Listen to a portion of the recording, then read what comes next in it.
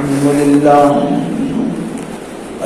لله نحمده ونستعينه ونستغفره ونؤمن به ونتوكل عليه ونعوذ بالله من شرور أنفسنا ومن سيئات أعمالنا من يهد الله فلا مضل له ومن يضلله فلا هادي له ونشهد أن لا إله إلا الله وحده لا شريك له ونشهد أن سيدنا وشفينا وحبيبنا وسندنا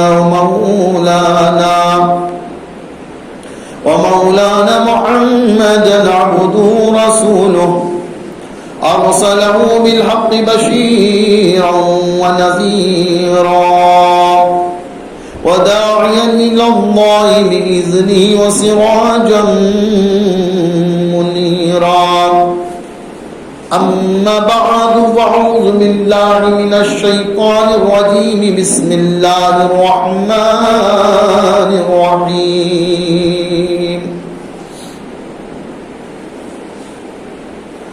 يا أيها الذين آمنوا استعينوا بالصبر والصلاة إن الله مع الصابرين ولا تقولوا لمن يقتل في سبيل الله أموات بل أحياء ولكن لا تشعرون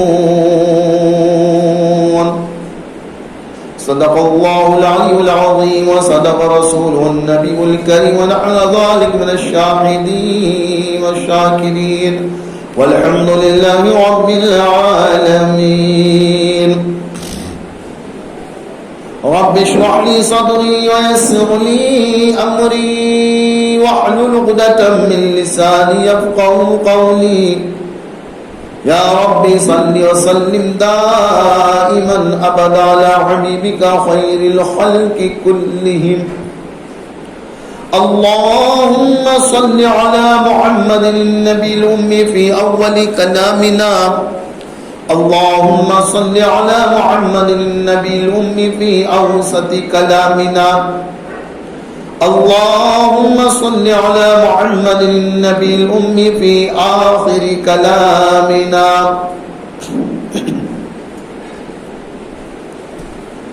محترم و مکرم سامعین اعزام،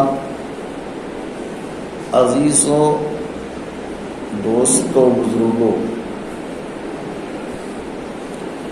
میں نے آپ حضرات کے سامنے قرآن کی ایک آیت کریمہ تلاوت کی ہے۔ اللہ رب العالمین سے دعا کیجیے کہ اللہ رب العالمین سچی اور حق بات بولنے کی توفیق عطا فرمائے۔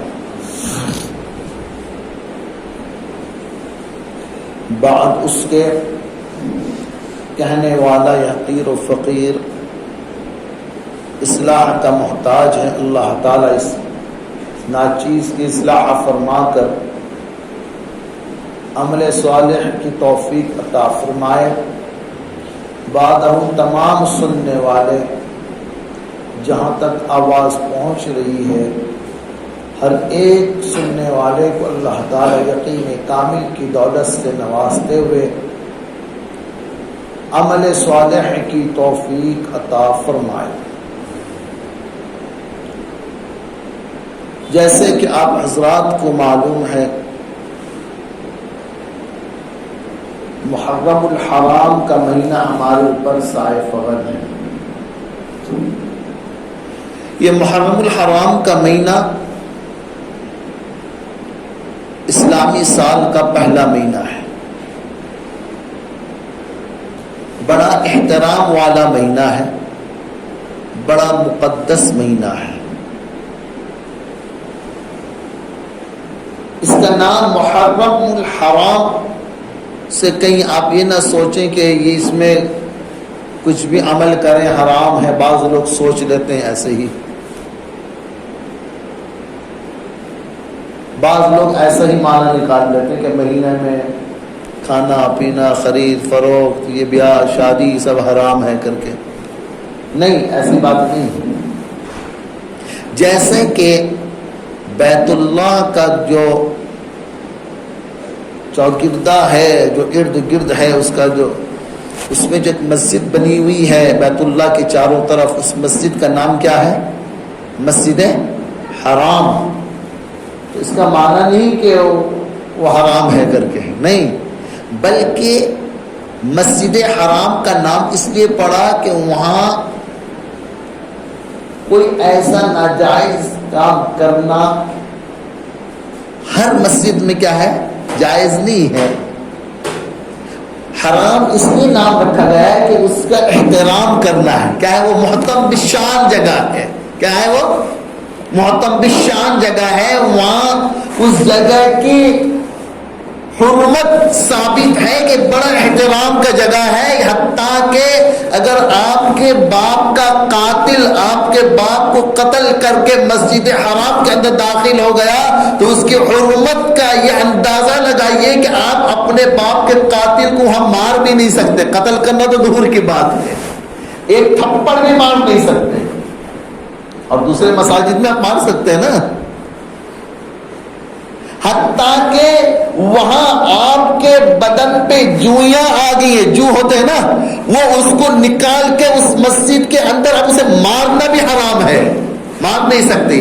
یہ اس کی حرمت ہے، یہ اس کی عظمت کو ثابت کرتی ہے کہ اگر وہاں کوئی چوٹی آپ کے بدن پہ آ جائے تو یہاں آتے ہی آپ اس چوٹی کو مسل دیتے ہیں. وہاں مسلیں گے تو ماریں گے تو گنہگار ٹھہریں گے. حتیٰ کہ وہاں ایک تنکا پر اس تنکے کو وہاں توڑنا بھی کیا ہے؟ منع ہے. وہاں بازو سے کبوتر اڑتے رہتے اسے پکڑنا بھی کیا ہے؟ منع ہے، اس کی حرمت کی وجہ سے. حالانکہ کبوتر کا پکڑنا جائز ہے، جوئیوں کو پکڑ کے مارنا جائز ہے، نہیں ہے کہ نہیں ہے؟ تنکا توڑ سکتے ہیں، لیکن یہی چیز مسجد حرام کے اندر کرنا کیا ہے؟ حرام ہے، گناہ ہے. کیوں؟ کہ اس کی حرمت کی وجہ سے. اس لیے اس کا نام کیا رکھا گیا؟ مسجد حرام. اسی محرم الحرام کا مہینہ یہ بڑا حرمت والا مہینہ، بڑا معزز مہینہ، بڑا عظمت والا مہینہ، بڑی عزت کا مہینہ ہے. کیوں؟ کہ اس مہینے میں ایک دن ایسا آتا جسے عاشورہ کا دن کہتے ہیں. کیا کہتے ہیں؟ عاشورہ کا دن کہتے ہیں. اور اسلامی سال کا پہلا مہینہ ہے، اور اسی مہینے سے ہجری سال کا کیا ہوتا ہے؟ آغاز ہوتا ہے. اور اسی مہینے میں وہ عاشورہ کا دن، یہ وہ عاشورہ کے دن کی اتنی ساری فضیلتیں کتب حدیث میں آئی ہیں. اللہ اکبر کبیرہ، اللہ اکبر کبیرہ.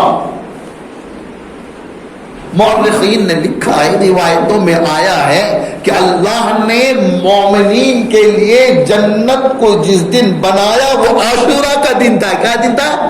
عاشورہ کا دن تھا. 10 محرم الحرام کا دن تھا. اور جنت کتنا بہترین ٹھکانہ ہے کہ نہیں ہے؟ تمام عالم میں جتنے ٹھکانے ہیں، تمام ٹھکانوں میں سے انسان کے لیے سب سے عمدہ، سب سے اعلیٰ، سب سے افضل، سب سے بہتر جو ٹھکانہ کون سا ٹھکانہ ہے؟ جنت. اللہ نے 10 محرم الحرام کے دن جنت کو بنایا. کسے بنایا؟ جنت کو سنوارا گیا، بنایا گیا. اور یہ بنی آدم جس روز آئے نا، ہم تمام کے ابا کون ہیں؟ حضرت آدم علیہ نبینا علیہ السلام والسلام ہیں. آپ کو جس روز بنایا گیا، آپ کے جسد پر جس روح پھونکی گئی، وہ دن کون سا تھا؟ یہی 10 محرم الحرام کا دن تھا. آپ کو جنت میں رکھا گیا. اب جنت میں تھے. ہمارا گھر کون سا ہے؟ جنت ہے. ہمارے باپ کا گھر کون سا ہے؟ جنت ہے. ہم کو اپنے گھر واپس لوٹ کے جانا کہ نہیں جانا؟ ہاں. تو اس سے بڑھ کر اور خوشی کچھ ہو سکتی ہے کہ 10 محرم الحرام کے دن میں اللہ نے جنت کو بنایا، ہمارے باپ آدم کو بنایا؟ تو خوشی کا دن ہے یا غمی کا دن ہے؟ خوشی کا دن ہے یا غمی کا دن ہے؟ خوشی کا دن ہے۔ ایسی بات حضرت نوح علیہ السلام اپنے قوم کو دعوت دیتے رہے، دعوت کو انہوں نے مانا نہیں، قبول نہیں کیا، اور بارہا تقاضا کرتے رہے، نوح تیرے اللہ کا عذاب کہاں ہے، عذاب کہاں ہے؟ تو اللہ نے عذاب بھیجا نوح کی قوم پر، اور نوح علیہ السلام کو اللہ نے حکم دیا تم اور تمہارے ماننے والے، ایمان والے اور تمام مخلوق کے جوڑے کو اپنے کشتی میں کیا کر لو، سوار کر لو، اور ہم عذاب بھیجنے والے، اللہ نے عذاب بھیجا۔ مومنین جو تھے وہ کشتی نوح پہ سوار ہو گئے، وہ کشتی اس طوفان نوح میں گھومتے اب طوفان ہو اور اس میں کوئی کشتی لے کر نکلے تو خوف رہتا کہ نہیں رہتا ہے ڈوبنے کا؟ جان کے جانے کی خوف رہتا کہ نہیں رہتا ہے؟ تو کوئی اگر اس خوف سے باہر نکل جائے تو اس کو خوشی ہوتی کہ نہیں ہوتی؟ کوئی آدمی دریا میں ایک کشتی لے کر گیا اور بھور میں پھنس گیا ہو اور اس بھور میں جان جانے کا خطر ہو، لیکن اللہ کا کرشمہ ایسا ہوا کہ وہ اس بھور سے نکل کے جان بچا کر باہر آ گیا، تو خوشی منائے گا یا غمی منائے گا؟ خوشی منائے گا کہ نہیں منائے گا؟ تو جس روز اس طوفان نوح سے نجات پا کر کشتی جودے پہاڑی پر لگر انداز ہوئی، وہ کشتی یعنی طوفان سے باہر نکل گئی اور ایک جگہ اس کو ٹھکانہ ملی، جس روز اللہ نے اس طوفان سے اس کشتی کو بچایا، نجات دلایا اور اس کی لگر انداز کرایا، وہ کون سا دن تھا؟ 10 محرم الحرام کا دن تھا۔ تو مومنین اتنے بڑے عذاب سے بچ کر نکل گئے، تو کیا اس میں غم منائیں گے یا خوشی منائیں گے؟ کیا منائیں گے؟ خوشی منائیں گے نہیں منائیں گے؟ اب بولتے نہیں تو میں بولتا رہوں گا، کیا منائیں گے؟ خوشی منائیں گے۔ حضرت یونس علیہ السلام کو مچھلی نے اپنے پیٹ میں لے لیا سمندر کے اندر، اور وہ مچھلی کے اندر کون؟ یونس علیہ السلام، اور اللہ نے اب کوئی دریا کے اندر ہی چلا جائے اور نہ نکلے تو کتنی بڑی پریشانی ہوتی ہے، اور دریا کے اندر سے اگر صحیح سالم نکل جائے تو اسے کتنی خوشی ہوگی نہیں ہوگی؟ اور یہاں تو یونس علیہ السلام کہاں چلے گئے؟ دریا میں جو مچھلی کے پیٹ کے اندر چلے گئے، کتنی پریشانی ہوگی، وہ بھی تو بشر تھے نا۔ حضرت یونس تو ہمارے جیسے انسانوں میں سے ایک انسان کو اللہ نے چن کر ان کو نبی بنایا تھا کہ نہیں بنایا تھا؟ تو مچھلی کے پیٹ میں چلے گئے، جس روز اللہ نے ان کو اس اندھیری کوٹری سے نجات دلایا، مچھلی کے پیٹ سے باہر آئے، وہ دن کون سا دن تھا؟ یہی عاشورہ کا دن تھا، 10 محرم الحرام کا دن تھا۔ تو اب یونس علیہ السلام شکرانے کے طور پہ آپ نے 2 رکعت نماز ادا کی، خوشیاں آپ کو حاصل ہوئی، تو کیا بتاؤ حضرت یونس علیہ السلام مچھلی کے پیٹ میں تھے، خوش تھے یا باہر نکلے خوش تھے؟ باہر آئے تو خوشی ہوئی کہ نہیں ہوئی؟ تو کون سا دن تھا؟ محرم الحرام کا دن تھا، یہی 10 عاشورہ کا دن تھا، 10 محرم الحرام کا دن تھا۔ حضرت سیدنا ابراہیم علیہ نبینا علیہ السلام متعلق آتا ہے کہ آپ کو اللہ نے جس دن نبوت کا تاج بنایا وہ دن کون سا تھا؟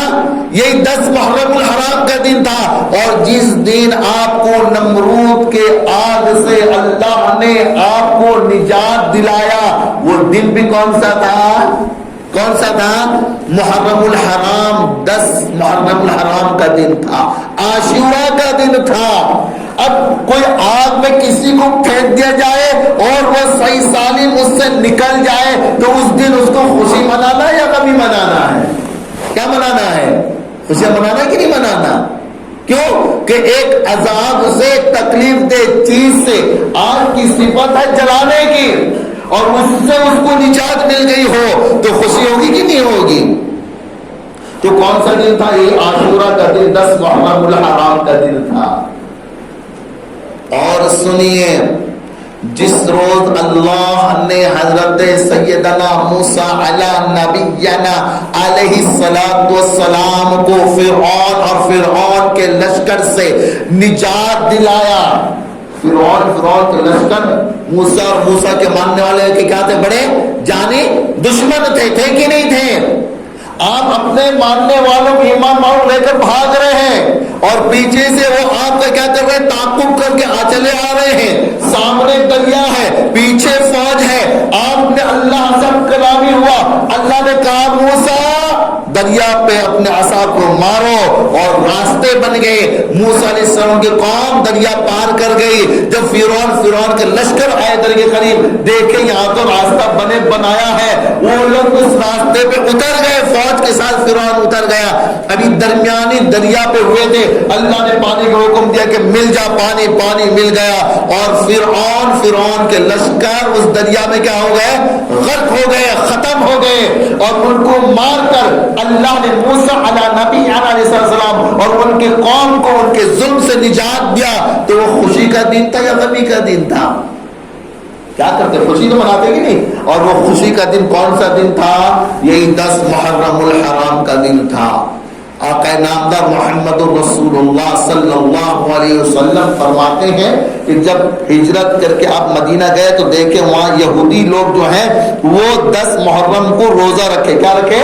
روزہ رکھے. آپ نے فرمایا کیوں رکھے؟ کیا وجہ ہے؟ آپ نے پوچھا تو ان کی طرف جواب آئی کہ اس دن ہماری قوم کو اللہ نے فرعون کے لشکر سے نجات دلایا تھا، اس لیے اس کے شکرانے پہ ہم کیا رکھ رہے ہیں؟ خوشی میں روزہ رکھ رہے ہیں. آپ نے فرمایا تم سے زیادہ میں موسیٰ کے قریب ہوں. میں کیا ہوں؟ موسیٰ کے قریب. آپ نے حکم دیا کہ اے صحابہ تم میں بھی روزہ رکھو، اور آئندہ سال میری زندگی باقی رہی تو میں 2 روزے رکھوں گا تاکہ یہودیوں کی مخالفت ہو جائے. یہ حدیث بہت مشہور ہے، بہت مشہور ہے. تو پتا چلا نجات پر خوشی ہوئی، اور خوشی کے شکرانے پہ انہوں نے کیا روزہ رکھا. تو پتا چلا عاشورہ کا دن کیا لے کر آئی؟ خوشی کا پیغام لے کر آیا ہے کہ نہیں آیا؟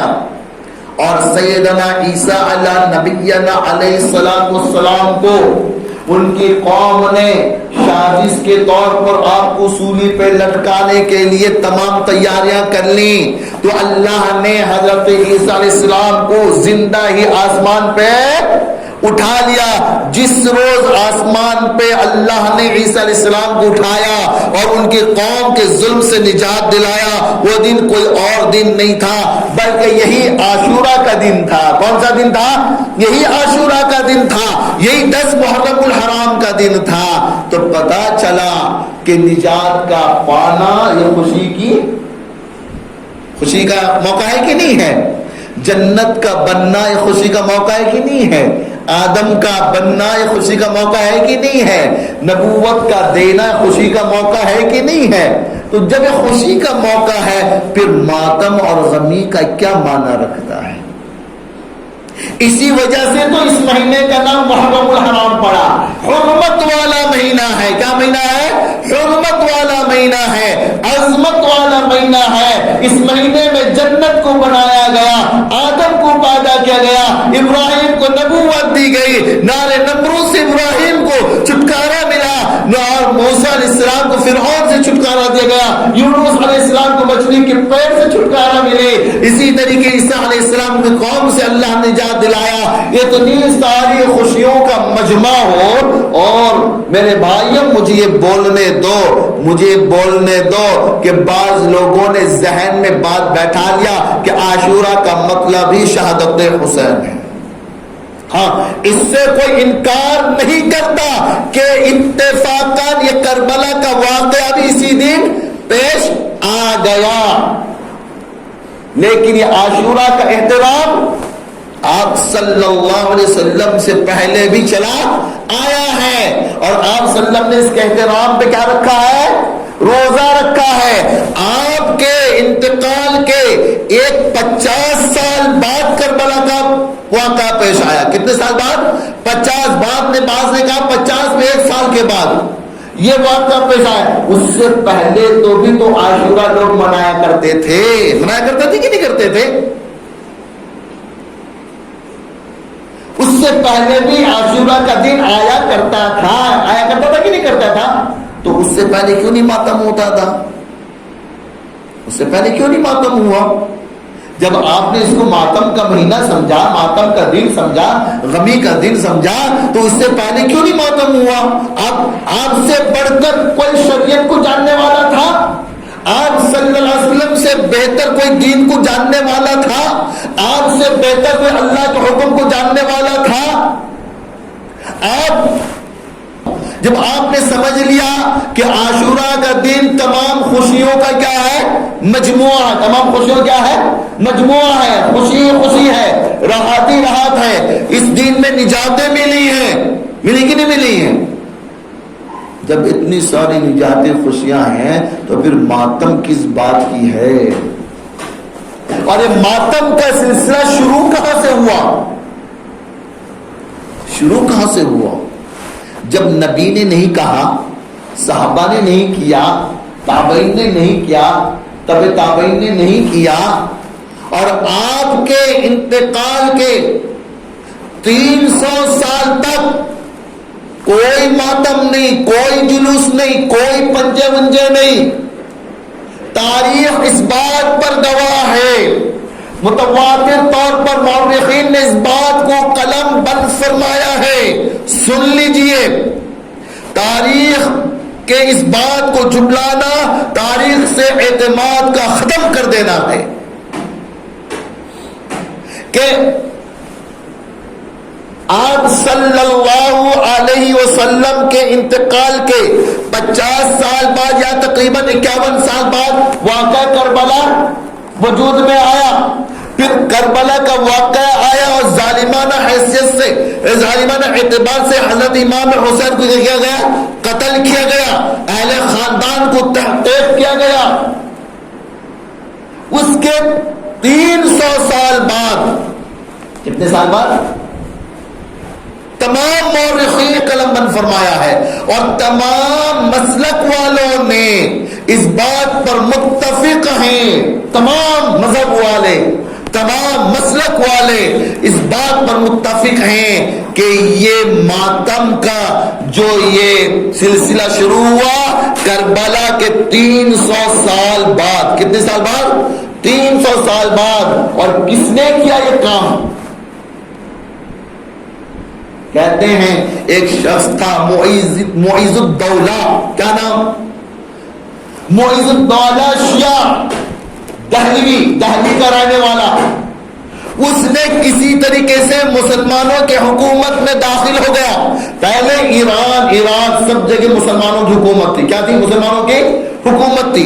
مسلمانوں کی حکومت میں داخل ہو گیا اور شدہ وہ بغداد پہنچا، ایران پہنچا، پھر بغداد پہنچا اور وہاں کا زبردستی سے وہاں کا کیا بن گیا؟ وہ گورنر بن گیا. کیا بن گیا؟ گورنر بن گیا. جو ہی اس نے گورنر کا عہدہ سنبھالا، فوراً اس کے دوسرے سال ہی اس نے اعلان کر دیا. کیا اعلان کیا؟ کہ 10 محرم الحرام کے دن، 10 محرم الحرام کے دن عورتیں گھر سے سیاہ لباس پہن کے نکلنا ہے، ماتم کرتے ہوئے نکلنا ہے، بالوں کو کھول کر نکلنا ہے اور اپنے سینوں کے کپڑوں کو پھاڑ کر نکلنا ہے اور اس طریقے سے ماتم کرنا ہے. جو نہ کرے گا اس کو سزا دی جائے گی. کیونکہ وہ حاکم تھا. کیا تھا؟ وہ حاکم تھا. اس نے حکم جاری کر دیا اور بغداد شہر کے چوراہے پہ ایک قبہ بنایا، قبہ نما گھر بنایا اور اس پر ایک ٹاٹ ڈال دیا اور کہا کہ مزار حسین ہے. کون؟ معیز الدولہ، خبیث، حرامی، نجیس الاولاد، نجیس النسب والا، ایک نمبر کا حرامی شخص گزرا ہے. وہ کون؟ معیز الدولہ شیعہ. اس نے اس کام کو شروع کیا کہاں پر؟ بغداد شہر میں. اب بات رہی، بغداد شہر علم کا گہوارہ تھا، بڑے بڑے علماء گزرے ہیں. بغداد شہر میں بڑے بڑے صحابہ گزرے ہیں، بڑے بڑے صحابہ کا سلطنت رہا، سلطنت کا تخت اور راجدھانی جسے کہتے تو بغداد رہا، پھر یہ کیسے ہو گیا؟ یہ کیسے ہو گیا؟ کہتے ہیں کہ ہاں بڑے بڑے صحابہ نے ایران عراق کو سنوارا، بار بار ان کو اخلاقی آداب سکھاتے رہے، بار بار انہیں اسلامی طریقے سکھاتے رہے، لیکن ایک خاندان والے جو شفیع الخاندان سے تھا، وہ ایک بادشاہ وہاں پہ پیدا ہوا،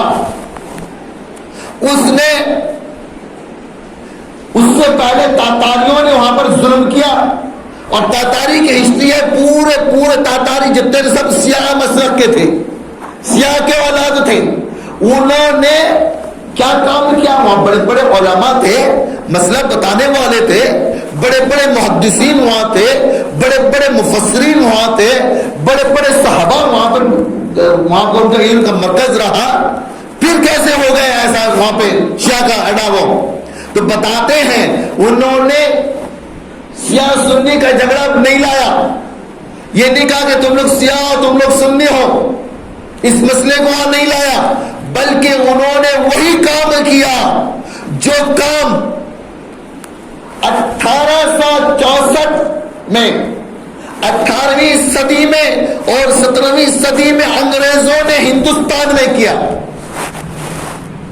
کیا کیا انگریزوں نے ہندوستان میں جب انگریز قدم رکھا تو دیکھا کہ سب سے زیادہ بیدار قوم جو مسلمان ہے، یا حکومت کرنا آسان نہیں ہے، یا بڑے بڑے بائیں درجے کے مسلمان، بڑے بڑے علم والے، بڑے بڑے ذہن والے یہاں موجود ہیں، بڑے بڑے علماء یہاں موجود ہیں، بڑے بڑے مفسرین یہاں موجود ہیں، بڑے بڑے محدثین یہاں موجود ہیں، بڑے بڑے علم والے یہاں ہیں۔ اس نے غور و خوض کیا اور اس نے کیا کام کیا معلوم؟ سب سے پہلے اس نے علماء کو ختم کیا۔ اللہ اکبر! کیا علماء کو ختم کیا۔ تاریخ میں آتا ہے ہزاروں علماء کو پھانسی کے پھندے پہ لٹکایا گیا، ہزاروں علماء کو گولیوں کا نشانہ بنا کر دریا میں ڈال دیا گیا، پھینک دیا گیا، ہزار علماء کو جلتے ہوئے تنوروں میں ڈالا گیا۔ بلکہ اگر میں تاریخ بیان کروں تو وقت اس بات کی اجازت نہیں دے رہی ہے، انشاءاللہ 15 اگست آ رہا ہے، آئندہ جمعہ پوری تاریخ بتاؤں گا میں آزادی کے بارے میں۔ تو اس نے سب سے پہلے ٹارگٹ کس کو بنایا؟ علماء کو بنایا، مدارس کو بنایا، جو علم کا مرکز ہے، جو اسلام کا چھاونی کہلاتا مدارس اسلامیہ۔ دلی میں اس نے ہزاروں مدارس میں بولڈوزر چلا دیا۔ کس نے؟ انگریز نے۔ علماء کو ختم کیا۔ تو یہی کام تاتاریوں نے اور اس بادشاہ نے، ناصر الدین تاتاری نے یہی کام کیا کہ بغداد میں علماء کو ختم کیا۔ تاریخ اس بات پر گواہ ہے، تقریباً 20,000 علماء کو اس نے قتل کیا اس دور میں۔ 20,000 علماء کو قتل کیا اس نے۔ اب معمولی بات نہیں ہے، اس دور میں 20,000 علماء کو قتل کرنا گویا کہ پورے علم والوں کو ختم کر دینا ہے زمین سے۔ نہ علماء رہیں گے نہ بتائیں گے، نہ علماء رہیں گے نہ بتائیں گے، لہذا اس نے 20,000 علماء کو ختم کیا اور وہاں شیعہ کا اس نے کیا رکھ دیا؟ بنیاد رکھ دیا بغداد شہر میں۔ اب یہ تو بغداد کا مسئلہ تھا، ہندوستان میں شیعہ کیسے پھیلے؟ بتاتے ہیں ہندوستان کا جو معز الدولہ خبیث نجیس النسب حرامی، جس نے وہاں جا کر ایک کام شروع کیا تھا، اسی کے چند ماننے والے مغلیہ سلطنت میں تھے۔ جب مغلیہ سلطنت کا آخری ٹمٹماتا ہوا چراغ اورنگزیب علیہ الرحمہ کا انتقال ہو گیا، اب مغل خاندان تو ایک گڈا جیسے بن کے رہ گیا۔ اب جگہ جگہ نواب اور جاگیرداری چل رہی تھی، جو جس علاقے میں تھا اس علاقے کو اپنا ملک کر کے اعلان کر دیا۔ تو لکھنؤ میں ایک شخص تھا شیعہ کا، اس نے اس لکھنؤ کو اپنا جائے تخت سلطنت بنایا اور وہاں شیعہ کا بنیاد اس نے ڈالا۔ اور وہ کس خاندان سے تھا معلوم ہے؟ بہمنی خاندان سے تھا۔ کس خاندان سے تھا؟ بہمنی خاندان سے تھا۔ یہ بہمنی خاندان کی تاریخ ہے کہ پورا خاندان شیعہ سے تعلق تعلق رکھتے ہیں. شیعہ نسل تھے یہ لوگ, بہمانی خاندان. جب یہ بات میرے ذہن میں پہنچی, یہاں ایک بات عرض کر دوں, بڑے مزے کی بات. یہ تو شیعہ کا جو اڈا کیا ہے لکھنؤ, آج بھی اڈا کیا ہے لکھنؤ ہے, مرکز کیا ہے شیعہ کا لکھنؤ ہے, آج بھی ہے, اور کئی علاقے میں انہوں نے کام شروع کیا. تو میں نے سوچا کہ یہ تو شیعہ تو دلی اور لکھنؤ اور نارتھ کی طرف تھے, ساؤتھ میں کیسے آ گئے, ساؤتھ میں کیسے آ گئے. جب میں نے کتابوں کا مطالعہ کیا اور تحقیق پتہ چلا کہ گلبرگہ, جس کا پہلا نام گلبرگی, پہلا نام گلبرگہ تھا, گلبرگی اصل میں اس کو لوگ گلبرگہ کر دیے ہیں. یہ گلبرگہ شہر, مشہور شہر, سب بہمنی سلطنت کے زیر سایہ تھے. یہاں بہمنی سلطنت حکومت کرتی تھی. کون سلطنت حکومت کرتی تھی؟ سلطان ٹیپو سے پہلے بہمنی سلطنت یہاں حکومت کرتی تھی. اور بہمنی سلطنت کے بارے میں بتایا, شیعہ النسل تھے, یا ان کے ذریعے سے اس ساؤتھ میں بھی شیعہ کا آبادی بڑھنے لگی, اور یہ سلسلہ شروع ہونے لگا جو آج آپ ساؤتھ میں دیکھ رہے ہیں. شیعہ مسلک کے لوگ آج کل پنجا بیٹھاتے ہیں اور علاوہ جلاتے ہیں, فاتحہ کرتے ہیں, یہ سب شیعہ کے اولاد ہیں, یہ سنی نہیں ہے. اب بتائیے, سنی الگ ہے, شیعہ الگ ہے کہ نہیں ہے؟ اور اہل سنت والجماعت کے لوگوں کو سنی کہا جاتا ہے, اور اہل سنت والجماعت کے 4 امام گزرے ہیں, امام اعظم, امام ابو حنیفہ, امام مالک, امام شافعی, امام احمد ابن حنبل. ان کے پیروکاروں کو, ان کے ماننے والوں کو اہل سنت والجماعت کہتے ہیں. جو ان کو نہیں مانتے انہیں شیعہ کہتے ہیں. کیا کہتے ہیں؟ شیعہ کہتے ہیں. تو اب بتاؤ, آپ پنجا کا عمل کر کے شیعہ کے اولاد میں جانا چاہتے ہو, یا پنجا کو ترک کر کے اہل سنت جماعت میں رہنا چاہتے ہو؟ فیصلہ آپ کے اوپر ہے, فیصلہ میں کرنے والا نہیں ہوں. فیصلہ آپ کیجئے. اگر آپ شیعہ کے اولاد ہیں, آپ کو کہنا ہی ہمیں ضرورت نہیں ہے. ہمیں کیا میں ہے کہ ہم شیعہ کے مسلک کو ہم کچھ بولیں, اس کا مسلک اس کے ساتھ ہے, اس کا اعمال اس کے ساتھ ہے. وہ پنجا اٹھائے, ناچے گائے, علام کودے, اس کا مسلک ہے. وہ تو ہمارے مسلک سے الگ ہے. اہل سنت کے مسلک سے کیا ہے؟ الگ ہے, اس کا جوڑی ہی نہیں ہے. وہ اہل بیت کا سب سے بڑا دشمن ہے. ہاں, اب آپ فیصلہ کر لیجئے, آپ کو شیعہ کے اولادوں میں جانا ہے یا اہل سنت والجماعت کے فہرست میں رہنا ہے. یہ آپ کے اوپر فیصلہ ہے, یہ میں فیصلہ نہیں کر سکتا. میرا کام تھا بات پہنچانے کا, میں نے پہنچا دیا. اب آپ اگر اس میں جائیں گے تو پھر آپ کو دوبارہ تجدید ایمان کرنا پڑے گا. سن لیجئے, تجدید ایمان کرنا پڑے گا. میں نے گزشتہ جمعہ بتایا تھا کہ یہ مہینہ کوئی یہ منحوس مہینہ نہیں ہے. یہ مہینہ کوئی غلط کام کرنے کا مہینہ نہیں ہے. جو اس طرح کا کام کرتے ہیں, پنجا بیٹھاتے ہیں, پنجا پر جا کر فاتحہ کرتے ہیں, اٹھاتے ہیں, ناچتے ہیں, علاوہ جلاتے ہیں, پھر اور ایک بات سن لیجئے, وہ اہل سنت جماعت کا فرد نہیں ہے, وہ شیعہ کا فرد ہے. وہ شیعہ جس کو متفق طور پر علماء اہل سنت والجماعت نے کفر کا فتویٰ لگایا ہے. اب بتائیے, اس نے معز الدولہ اس نے جو حکم جاری کیا کہ عورتیں آنا ہے, ماتم کرتے ہوئے آنا ہے, بال کھول کر آنا ہے, کالے کپڑے پہن کر آنا ہے, اور اپنے چھاپتے ہوئے کپڑوں کو نوچتے ہوئے آنا ہے. ایسی صورت میں جب کوئی خوبصورت عورت آئے, اس کے بدن پہ کالا کپڑا ہو اور بال کھلے ہوئے ہوں اور چہرے کھلے ہوئے ہوں, اور وہ نوچتے چلاتے ہوئے آئے, تو اس کے حزن کا کیا عالم ہوگا. تو بڑے سے بڑا تسبیح اٹھانے والا بھی بہک جائے گا. بہکے گا نہیں بہکے گا؟ بڑے سے بڑا نمازی بھی بہک جائے گا. بلکہ میں کہوں جو نابالغ ہے وہ بھی ان کو دیکھ کر بالغ ہو جائے گا. اور آج یہی ہوتا ہے, پنجوں پہ سب سے زیادہ جا کر بیٹھ کے فاتحہ کرنے والے, دلانے والے, قرآن پڑھنے والے, ذکر کرنے والے, یہ سب زیادہ آپ عورتوں کو دیکھیں گے مرد کے مقابلے میں. نہیں ہے تو آپ دیکھ لیجئے تجربہ کر کے. ایک نماز کا پڑھنا مسجد میں پاک جگہ میں، اور ایک نماز کا پڑھنا مسجد بھی ہو لیکن جگہ پاک نہ ناپاک ہو تو نماز ہوگی.